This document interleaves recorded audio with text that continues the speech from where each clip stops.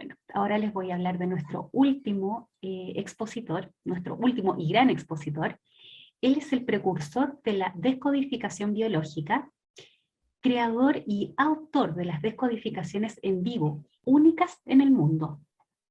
Además es director del Instituto Argentino de Descodificación Biológica.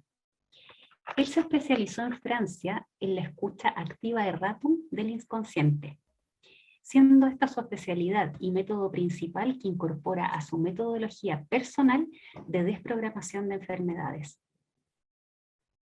Actualmente sigue con la formación oficial de terapeutas profesionales en descodificación biológica en Europa y América. Bueno, ahí están viendo sus redes sociales para seguirlo. Y les comento, y no olviden que en enero comienza su próximo seminario presencial y online. Así es que ahí que están viendo dónde seguirlo, dónde contactarlo, pueden ver y pedir todos los detalles y resolver todas las dudas que tengan para inscribirse a su nuevo seminario. Él hoy nos hablará de la descodificación cerebral, curaciones espontáneas. Dejo con ustedes a Daniel Gambarte. Hola, ¿qué tal? ¿Cómo les va? Para poder chequear el audio, que alguien me dé el ok de que se me está escuchando. Ok, Daniel. Te escuchamos Ok, y te perfecto. vemos. Te escuchamos y te vemos. Perfecto, bueno, buenas tardes tengan todos ustedes. Contento de estar aquí y bueno, compartir con ustedes las informaciones relacionadas a la descodificación biológica de los síntomas y dolencias. Como siempre digo, descubrir el sentido de las enfermedades es, por lo menos para mí, lo más apasionante que todos se puedan imaginar. Como siempre digo también, pienso que no se trata de creer en los Reyes Magos, sino de descorrer un velo importantísimo de cómo funciona el ser humano. Se sabe que ya hace miles de años la humanidad ha experimentado que, en conclusión, todas las enfermedades tienen un origen psíquico, algo que ya está afianzado y que es una verdad implícita, no solamente en la humanidad, en los libros que hemos leído, en lo que hemos estudiado, en lo que hemos incorporado como información. Hoy vamos a hablar de las descodificaciones cerebrales y las curaciones espontáneas. Lo que les voy a compartir se relaciona con las experiencias de mis seminarios. Hay un capítulo que es muy importante, muy significante de nuestros seminarios, que es Descodificación Biológica de los Síntomas y Dolencias. Yo me dedico a hacer estos seminarios ya hace años, desde el 2009. Impartimos los seminarios del Instituto Argentino de Descodificación Biológica. Han pasado muchísimos alumnos desde el 2009 hasta ahora, y siempre es un agradecimiento el hecho de que ellos mismos hayan llevado el conocimiento y la información en todos los campos y los rubros también, en donde podemos compartir esta información y este conocimiento de las enfermedades. Como siempre digo, descubrir el sentido de las enfermedades es muy apasionante, y cuando vemos en las personas que vienen a descodificar cómo se produce una remisión espontánea de la enfermedad, siempre es, digamos, de alguna manera un regocijo por el hecho de corroborar cómo funcionan estas leyes. Cuando hablo de leyes, me refiero a las leyes biológicas que, como algunos de ustedes ya sabrán, ha descubierto el doctor Richard Hammer, que es un médico oncólogo alemán, radiólogo internista, que fue quien descubrió estas 5 leyes implacables que funcionan al 100% y sin ninguna excepción en todos los animales, las plantas y los seres humanos. Cuando hablamos de remisiones espontáneas, no puedo dejar de mencionar el efecto Dirac. Si algunos no conocen qué es el efecto Dirac, yo les cuento así muy resumidamente. El efecto Dirac se relaciona con la electricidad. En ciertos países, a una cierta cantidad de horas, vamos a decir, por ejemplo, a un determinado horario, por ejemplo, en Francia, más o menos como a las 8 p.m., se produce el efecto Dirac. ¿Esto qué significa? Que, digamos, la empresa de electricidad envía como un código de barras a todos los aparatos, a todos los medidores que conmutan las tarifas de electricidad, y este código de barras llega finalmente a estos conmutadores y se switchea.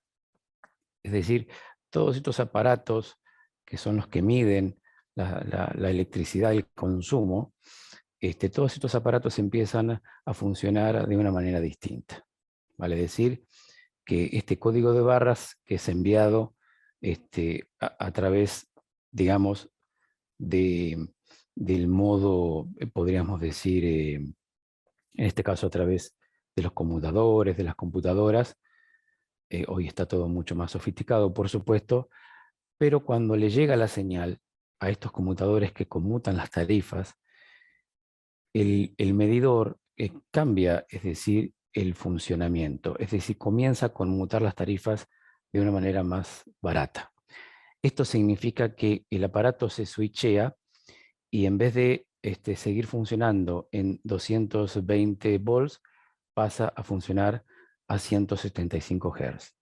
Esto significa que ese aparato electrónico que mide la electricidad, el consumo, pasa a funcionar a una menor intensidad de electricidad.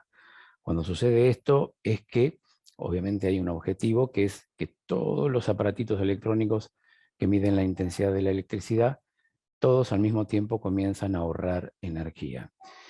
Bueno, esto que les cuento, que puede resultar un tanto complicado al principio, un tanto sofisticado, se puede complejizar por el hecho de la parte técnica, ¿no? Pero en realidad es muy fácil de entender. El cuerpo humano funciona exactamente de la misma manera. Hay un momento determinado en la vida que cuando vivimos conflictos emocionales, en el caso que nos enfermemos por un conflicto emocional, porque como siempre digo, el ser humano se puede enfermar de dos maneras. La primera, a través de un estrés físico, y la segunda, a través de un estrés psíquico. De las dos formas nos podemos enfermar, según mi experiencia.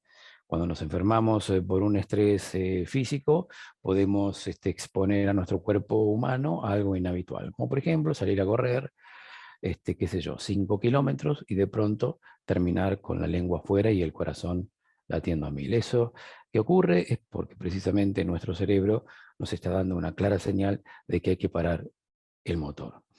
De hecho, si no fueras por esa señal que nos envía nuestro cerebro, probablemente se produciría alguna desconexión de la conciencia, se produciría algún desmayo, que es lo que suele pasar muchas veces cuando ciertas personas no están acostumbradas a exponer a su cuerpo a ciertos niveles de estrés, y es por eso que cuando empiezan a someter a su cuerpo biológico a algo inhabitual, como por ejemplo salir a correr pero sin estar preparado, sin estar adaptado a esa situación, solo por quizás querer bajar un poco la panza, el hecho de exponerse de esa forma y produciendo ese sobreestrés físico hace que el cuerpo físico se estrese físicamente. Entonces, cuando venimos de correr, ¿qué es lo que sucede si es que no estábamos acostumbrados a salir a correr de esa forma? Y cuando llegamos a nuestra casa, probablemente empecemos a experimentar las reparaciones del cuerpo. Inflamación, dolor, estado febril, cansancio, fatiga, dolores musculares. El cuerpo claramente se enferma. Es decir, estamos enfermos. Estamos enfermos, pero sabemos conscientemente que hemos expuesto a nuestro cuerpo a algo inhabitual. Hacemos esa relación perfectamente porque tenemos una conciencia, hacemos la relación de lo que pasó, de lo que hemos hecho con nuestro cuerpo, con los síntomas que ahora tenemos. Inflamación, dolor, estado febril, descompostura, hasta incluso podemos tener una parálisis muscular. Es decir, estamos enfermos. La diferencia es que yo puedo identificar dónde viví el conflicto. Eso hace que yo lleve a la conciencia, digamos, el factor principal, ¿no es cierto? El motivo, la razón principal de mi enfermedad. Lo que obviamente me va a poner en un estado de digamos, de comprensión de mi enfermedad. Porque yo sé que me enfermé precisamente porque expuse a mi cuerpo a algo inhabitual como provocarle un sobreestrés físico. Pero ¿qué pasa cuando tenemos los mismos síntomas? ¿Qué pasa cuando experimentamos exactamente las mismas inflamaciones, los mismos dolores, el mismo cansancio, las mismas descomposturas? ¿Qué pasa cuando nuestro cuerpo está enfermo y no sabemos por qué?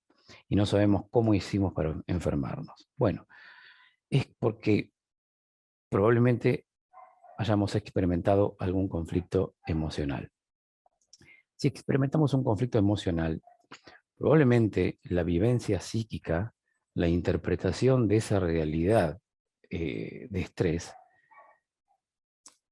la forma metafórica, podríamos decir, en que he armado esa emoción, en que he generado ese holograma, por decir así. El holograma es, obviamente, es un pensamiento, es una vivencia psíquica. El holograma es, en este caso, un pensamiento negativo en acción que quedó codificado en nuestras células como una interpretación metafórica en tonalidad conflictiva. Este holograma es el que está en nuestro subconsciente, el pensamiento negativo en acción, que hace que nosotros interpretemos una realidad errónea. Es decir, eso pasa cuando nosotros creemos que nuestros síntomas o nuestras dolencias se relacionan con algo aleatorio, con un hecho aleatorio. Es decir, cuando pasa esto y no podemos identificar dónde hemos desencadenado estos síntomas, dónde lo programamos, dónde lo desencadenamos, y bueno, somos presa muchas veces, por exagerar un poco muchas veces, somos presa del predador. ¿Por qué digo esto? Porque estamos sujetos a creencias. Es decir, y sabemos que en este mundo el ser humano vive de creencias. Entonces, es muy fácil no salir de esa zona de confort y creer que lo que tenemos es algo feo, es algo malo, es algo insensato, es un peligro que acecha, y que la única solución definitiva es eliminar como sea esa enfermedad, y rápido y como sea. Porque no tenemos otro recurso, la información que tenemos, el conocimiento que tenemos es muy escaso. Es decir, tenemos un conocimiento y una información de la enfermedad erróneo. En la mayoría de los casos siempre son programaciones, ¿verdad? Instaladas o instalaciones psíquicas que, que nos han puesto desde nuestro transgeneracional, pasando obviamente por lo que hoy conocemos como los medios de comunicación hegemónicos, que son los que fogonean siempre el miedo a la enfermedad. Es muy fácil hacer un estrés pensando que lo que tenemos en nuestro cuerpo humano responde a un hecho aleatorio, como podría ser, por ejemplo, lo que ya todos conocemos, el complot o la farsa del virus que ya sabemos. Es muy fácil instalar psíquicamente estas metáforas en la sociedad colectiva. De hecho, el ser humano está predispuesto por sus creencias y sus convicciones y sus programaciones a creer todo lo que dice la autoridad. Obviamente porque no podemos dejar de pensar que el ser humano, dentro de los programas que tiene inconscientes, es que deposita la autoridad, ¿verdad? En, por ejemplo, los medios, los diarios, que eso ya está instalado en nuestra psiquis desde hace muchísimos años y que ha pasado de generación en generación, porque siempre hemos depositado la autoridad en lo que ha dicho la televisión, lo que ha dicho los diarios, porque hay una forma de programar, obviamente, a la sociedad. Entonces, tenemos muchas informaciones psíquicas, parasitarias, podríamos decir, o estamos llenos de pensamientos parásitos, y eso hace que, al no poder identificar, al no poder hacer la relación exacta de una cosa con otra, que eso es la conciencia, desde lo biológico, tomar conciencia es relacionar coherentemente los datos, es decir, dónde hicimos el estrés, dónde nos programamos y dónde desencadenamos. Cuando hablo de descodificación cerebral me refiero a que las descodificaciones que se producen en la descodificación biológica, para poder descodificar siempre tienen que existir dos cerebros, es decir, un cerebro donante y un cerebro dominante. Como estas descodificaciones se tratan a nivel de los dos cerebros, es importante cuando existe la presencia de otro cerebro que pueda acompañar el proceso cerebral del donante. Las personas donantes son las que se predisponen, digamos, para esforzarse y tratar de recordar, de dar ese primer paso para intentar recordar cuándo y en qué momento pudo haber hecho un estrés específico que va a afectar su órgano específico. Cuando descodificamos las enfermedades, siempre es bueno tener en cuenta que si no hay una interacción en estos dos cerebros, donante y dominante, es difícil que se pueda producir una descodificación, porque a nivel racional, de momento sí que lo podemos hacer, pero nos lleva un buen tiempo porque lo racional y lo intelectual siempre termina de alguna manera bloqueando esa conexión de inconsciente a inconsciente. Y como siempre digo, para que se dé una descodificación biológica, lo importante a tener en cuenta, siempre les digo a las personas que vienen a los seminarios, a mis alumnos, es importante que podamos marcar la diferencia entre una sesión psicológica, que es a lo que todos estamos acostumbrados, porque siempre hay una predisposición determinada a contar historias, a ir siempre por el mismo camino, a tener y funcionar siempre con el mismo patrón mental. El ser humano siempre es muy disperso, de hecho nos han enseñado, nos han educado a ser personas dispersas al momento de encontrar cosas puntuales en nuestras vidas, y esas cosas puntuales precisamente son las que producen los cambios. Entonces, para poder encontrar ese cambio, ese antes y después en la vida de una persona que tiene una enfermedad, es importante que se pueda comprender que la relación más importante entre dos personas, cuando se va a descodificar, es la relación cerebral, es decir, la decodificación cerebral que existen entre dos individuos. Cuando comprendemos cómo funciona este mecanismo, que como siempre digo, funciona al 100% y sin ninguna excepción, nos damos cuenta lo evidente de esta técnica, nos damos cuenta lo evidente de esta metodología. Esta metodología sí que funciona, pero hay que tener, digamos, los mecanismos o esa mecanicidad bien clara al momento de interactuar para descodificar a otra persona. Entonces, como siempre digo, dentro de las descodificaciones que se producen y las remisiones también espontáneas, que tienen que ver estas remisiones con esto que yo les dije al principio.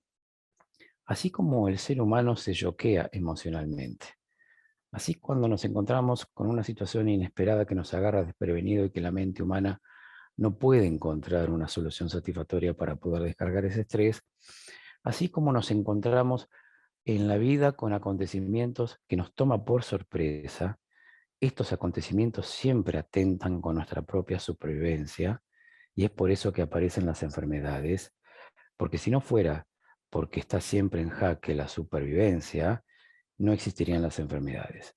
Sabemos que el ser humano vive conflictos psicológicos y de hecho todos los días vivimos conflictos psicológicos y los vamos resolviendo esos conflictos psicológicos. ¿Por qué? Porque tenemos esa capacidad de poder hacerlo, porque no es tan importante ese conflicto que estamos viviendo, podemos dormir tranquilamente, es algo que no nos quita el sueño, al otro día nos levantamos, dimos vuelta a la página, encaramos la vida de una manera mucho más sencilla, más digamos, relajada, que es lo que hacemos todos cuando venimos de un día agotador anterior. Es decir, seguimos siendo operativos, tenemos la mente despejada, seguimos en nuestra actividad, sea una actividad laboral, profesional, lo que sea, pero seguimos operativos como seres humanos porque vivimos conflictos psicológicos, pero seguimos siendo operativos. Ahora, cuando vivimos conflictos, cuando experimentamos situaciones, como les decía recién, que atentan con nuestra propia supervivencia, que son esos conflictos que ya he mencionado varias veces, que son las necesidades básicas que todos tenemos. Necesidades básicas que si no la cubrimos, hay una demanda psicobiológica. Es decir, si no cubrimos estas necesidades y están insatisfechas y no le podemos encontrar una solución, vamos a vivir la vida siempre de la misma manera, vamos a experimentar esas emociones de supervivencia de la misma manera y vamos a reincidir una y otra vez de la misma manera en la enfermedad. Entonces, para poder comprender por qué nos enfermamos, reincidimos, una y otra vez en la misma enfermedad, en los mismos comportamientos emocionales, en los mismos patrones mentales, en los mismos programas, lo que tenemos que tomar conciencia son de estas necesidades básicas que siempre menciono. ¿Por qué nos enfermamos? Porque estamos inscriptos biológicamente como seres humanos en las necesidades de alimentación, reproducción, defensa del territorio primitivo, valorización, comunicación, identidad y pertenencia. Estos son todos los conflictos biológicos arcaicos que afectan a humanos y animales por igual, por eso cualquier experiencia que vivamos, sea cual fuere, siempre se va a encasillar en estas realidades biológicas. Es decir, no podemos escapar a la biología. Cualquier estrés psicológico que sobrepase el límite de capacidad de nuestra conciencia, cuando los niveles de sobreestrés superan ese límite de capacidad consciente humano, es cuando ya no podemos manejar absolutamente nada. La psicología, digamos, tiene sus límites, en verdad, porque tenemos, digamos, una cierta capacidad consciente de comprender las cosas por estas programaciones que todos tenemos. Obviamente que cuando expandimos nuestra conciencia, porque todo, absolutamente todo se relaciona con la información que vamos recibiendo y qué hacemos con esa información que recibimos.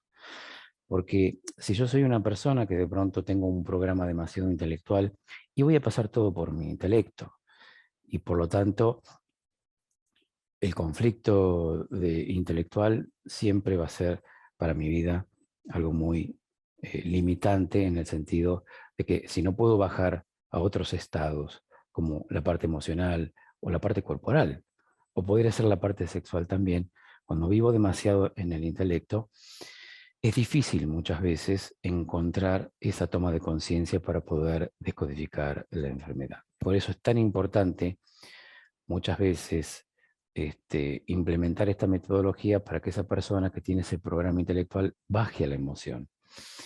Quizás es difícil de momento que la persona está bajo apercibimiento de ese programa. Entonces nosotros, los que nos encargamos de hacer que esa persona baje de su intelecto a su parte emocional, tenemos obviamente una metodología que es perfecta en ese sentido y que cuando está bien aplicada, cuando logramos que la persona se conecte con esa instantoteca de su vida, pues como siempre digo, siempre buscamos, cuando queremos descodificar una enfermedad, a menudo buscamos en la biblioteca de la persona. Eso es por el programa precisamente que todos tenemos. Siempre estamos sujetos a buscar en la biblioteca de la persona, quiere decir en la historia de esa persona. Cuando en realidad lo que buscamos en la descodificación biológica siempre es el instante preciso en que se provocó, en que se produjo el sobreestrés, que es en este caso, como siempre digo, la piedra que nos cayó mal. Pero para encontrar esa piedra que nos cayó mal, lo más importante es que busquemos en la instantoteca de la persona, no en la biblioteca de la persona. A todos nos gusta contar historias, a todos nos gusta escuchar historias, ¿verdad? Y es por eso que cuando escuchamos historias, nos encantan escuchar historias, pero muchas veces no conseguimos resultados. Es decir, no conseguimos descodificar la enfermedad. ¿Por qué? Porque estamos yendo por un camino racional. Y para descodificar una enfermedad, según mi experiencia, hay que hacer las preguntas puntuales, que son esas preguntas espacios temporales que muchas veces pueden incomodar a las personas. Pero qué bueno, ¿no? Que una persona se puede incomodar y que se sienta acorralada en el buen sentido, porque son preguntas demasiado directas que van directamente en función, de la supervivencia de la persona. Podemos hablar de muchas cosas de la vida. Podemos contar historias de nuestras vidas. Podemos incluso hablar de algunos conflictos. Pero es muy difícil de momento, cuando la persona no es consciente, hablar de esas cosas íntimas. Esas cosas íntimas que todos tenemos, que no le contaríamos ni siquiera a nuestro psicólogo ni a nuestro mejor amigo o amiga. Esas cosas que no le contaríamos a nadie, esas cosas que son muy, muy internas, son las que están ocultas como emociones. Piedras que nos han caído mal en la vida, muchas, pero siempre hay una que determina un antes y un después para nuestras vidas. Ese antes y después es cuando cambia el mundo de las percepciones del individuo. Es cuando vivimos en la vida por primera vez un hecho inhabitual, que puede ser en la infancia, puede ser también en la adolescencia o de adulto. Pero siempre hay algo que nos marca. Siempre hay situaciones en las que no esperábamos encontrarnos con determinada situación en la vida. Relaciones con nuestro padre, nuestra madre, el clan familiar, eh, mm, vivir una situación en la que podríamos morir, situaciones en la que podría ser una separación afectiva inesperada, una gran ofensa inesperada, una pérdida inesperada o una pérdida irreparable de un hijo, que es algo inesperado y que no tiene una solución. O podría ser también una desesperación por lo económico, que es lo más común y que es lo que más se vive hoy en la actualidad. O podría ser eh, uno de los conflictos que es el gran negocio de los medios de comunicación y que es el conflicto de diagnóstico. Y por supuesto, estoy hablando también de, de, de la medicina científica oficial perversa, ¿no? Obviamente que no generalizo, como siempre lo aclaro. Pero estamos en presencia de una medicina científica oficial bastante perversa que nos propone siempre el miedo, ¿no? Entonces, el miedo es un negocio. Y eso está a la orden del día y lo podemos verificar a través de los medios de comunicación. ¿Para qué les voy a contar algo que ya ustedes saben? Pero el conflicto de diagnóstico, que es ese shock emocional brutal, seguido de un sobreestrés permanente agudo muchas veces, vivido en soledad, en aislamiento, no verbalizado y que generalmente no tiene una solución aparente para la persona, cuando se reúnen estas condiciones, ese shock de diagnóstico pasa a ser el 80 y el 90% de la agravación del cuadro conflictual de estrés de la persona. Es, digamos, la gran demanda de energía vital. Es lo que termina agotando psíquicamente a una persona. Generalmente una persona cuando se le diagnostica un cáncer jamás muere de cáncer. De todos los casos que yo atendí, ninguna persona jamás ha muerto de cáncer. Sí, es que la persona muere por agotamiento psíquico y o físico, que es exactamente lo mismo. Una persona se puede agotar en 2 semanas psíquicamente por el hecho de creer que su enfermedad es lo peor que le puede pasar, por las creencias que tiene en relación con su enfermedad y por todo lo que conlleva las creencias de su transgeneracional. Tenemos memorias de nuestro transgeneracional que operan de una manera muy sutil y que obviamente nos marca un camino, incluso una tendencia indeclinable en términos emocionales para nuestras vidas. ¿Podemos descodificar? Claro que sí, claro que lo podemos hacer. Porque para eso está la toma de conciencia que muchas veces lleva implícita la acción en sí misma. Para eso estamos, para dar información y conocimiento, precisamente para que la persona desactive ese miedo a la enfermedad. Eso es el 70 y el 80% prácticamente de su sanación cuando salimos de ese estrés ingobernable que todos tenemos en relación con lo que creemos de la enfermedad. Y para eso se necesita el conocimiento y la información, que libera. Nosotros estamos haciendo ahora en este congreso online, estamos compartiendo información y es evidente que siempre estas informaciones y conocimientos terminan liberando a ciertas personas que están necesitando esa palabra, están necesitando la palabra exacta, la palabra justa, sincrónica, ¿no? que el subconsciente le tiene preparado para este día. Siempre hay que estar atentos porque la información tarde o temprano llega cuando uno está buscando sanar. Pero cuando digo sanar, no me refiero a sanar desde lo conflictivo, porque es cierto que hay mucha paranoia por el hecho de sanar, por el hecho de sanar y querer sanar. Y como siempre digo, para la naturaleza o la madre naturaleza, siempre le digo a mis alumnos, sanar por sanar no tiene ningún sentido para la biología. Siempre tiene que haber un valor agregado. Ese valor agregado generalmente siempre es la finalidad concreta que tenemos en la vida. Esa famosa frase que dice, que hemos usado como eslogan durante muchos años, ¿qué harás cuando te cures? En el ¿qué harás cuando te cures? Ya lleva implícita una acción, ¿no? Es decir, al niño que se le pregunta, ¿qué harás cuando te cures? Ya está pensando en su finalidad concreta. Lo que le hace cosquillas, lo que le encanta, lo que le gusta, el sueño que todos tenemos en realidad. Por eso es tan importante tomar conciencia de cómo muchas veces los seres humanos proyectamos la enfermedad en vez de proyectar la curación. Proyectos de enfermedad hay mucho. De momento, cuando decimos voy a hacer un congreso de Reiki, voy a hacer un taller, digamos, de acupuntura, voy a hacer un taller de yoga, pero ¿para qué? Para sanar. Voy a hacer esto y lo otro, pero todos en función de evitar la enfermedad. Cuando digo sanar me refiero a eso, ¿no? Desde lo conflictivo, decía yo. Sanar, pero desde el conflicto. Es proyecto de enfermedad.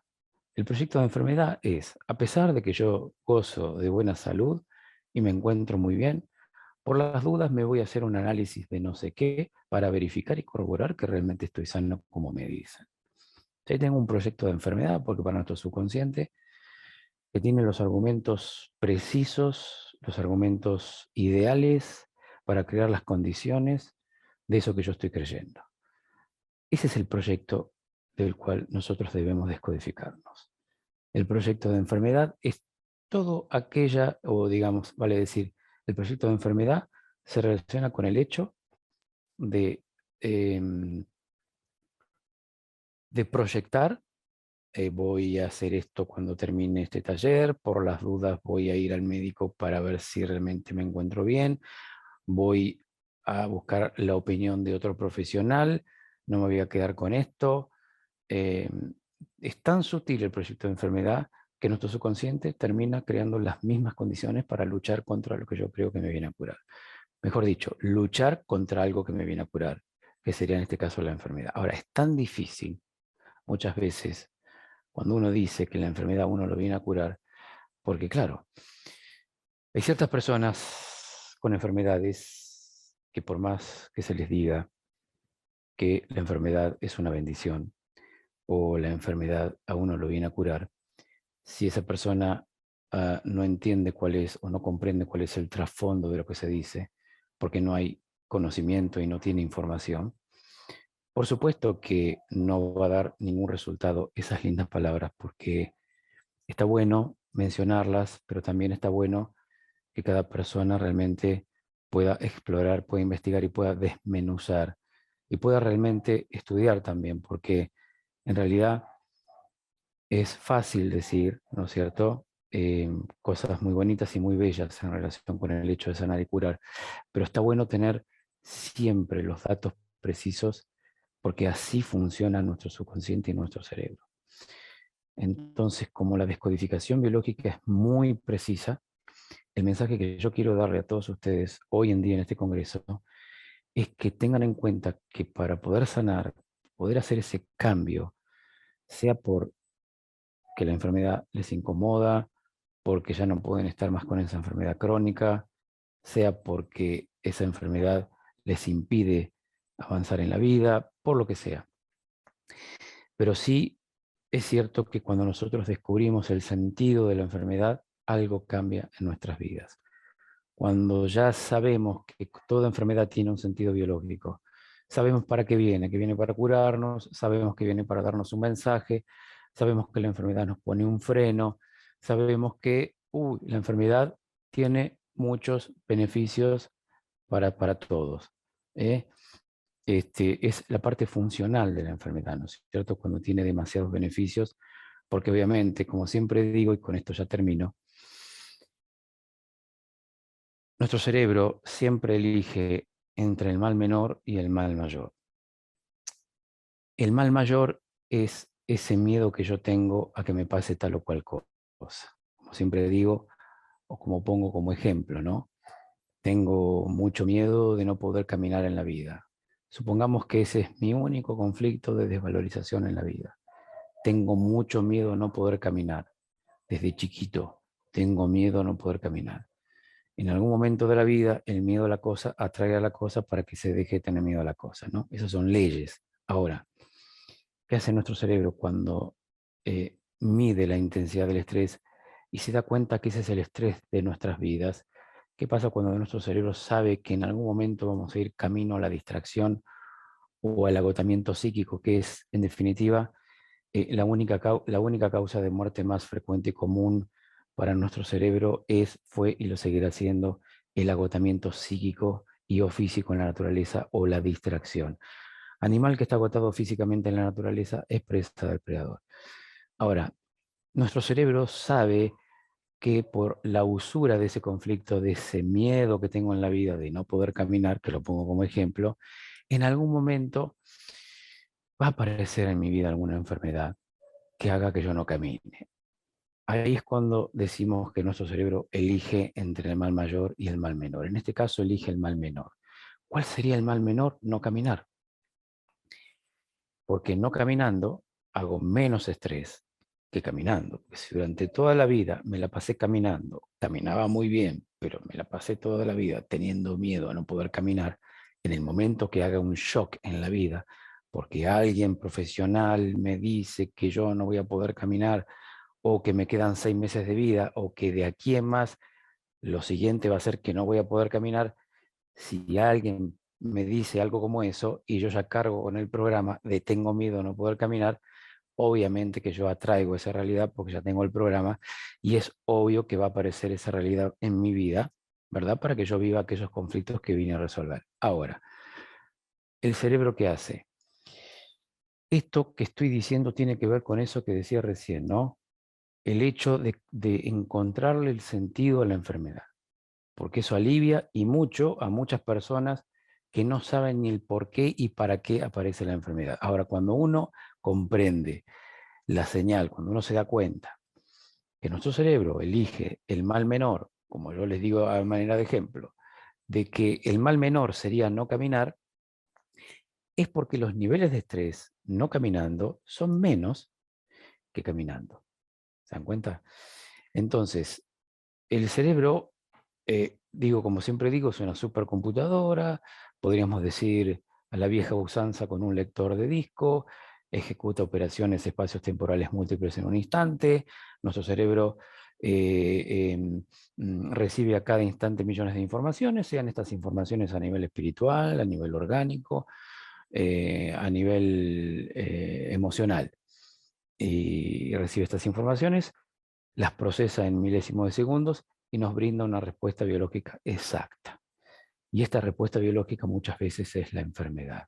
Cuando aparece una enfermedad que nos paraliza, como una esclerosis múltiple, por ejemplo, en que no podemos caminar, es que ahí, como siempre digo, decimos que nuestro cerebro, que es el traductor biológico de nuestro subconsciente, sabe lo que hace, siempre entiende y comprende que la mejor solución de adaptación para cualquier ser humano que ya no soporta ese estrés, porque ahí es donde va nuestro cerebro no soporta el sobreestrés y es por eso que tiene que bajar a la biología una respuesta biológica para sobrevivir.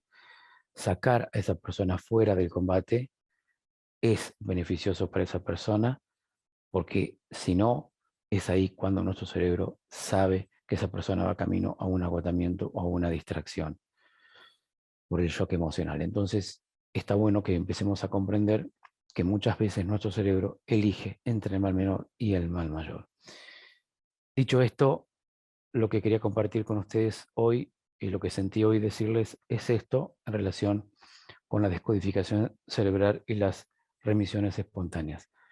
Así, y para terminar, como nos choqueamos emocionalmente para pasar a modo enfermedad, también es cierto que cuando vivimos un hecho positivo, un pensamiento positivo en acción, que se vive como un shock, que se vive como una sorpresa, así como un ser humano vive una sorpresa agradable, importante, significante en términos emocionales para su vida, también en ese momento se puede producir el efecto Dirac. Es decir, así como nos switchamos para pasar a modo enfermedad por el shock emocional, también nos podemos switchar con una situación positiva, sea esta situación real, imaginaria, simbólica y o virtual. No importa, porque para nuestro cerebro es exactamente lo mismo.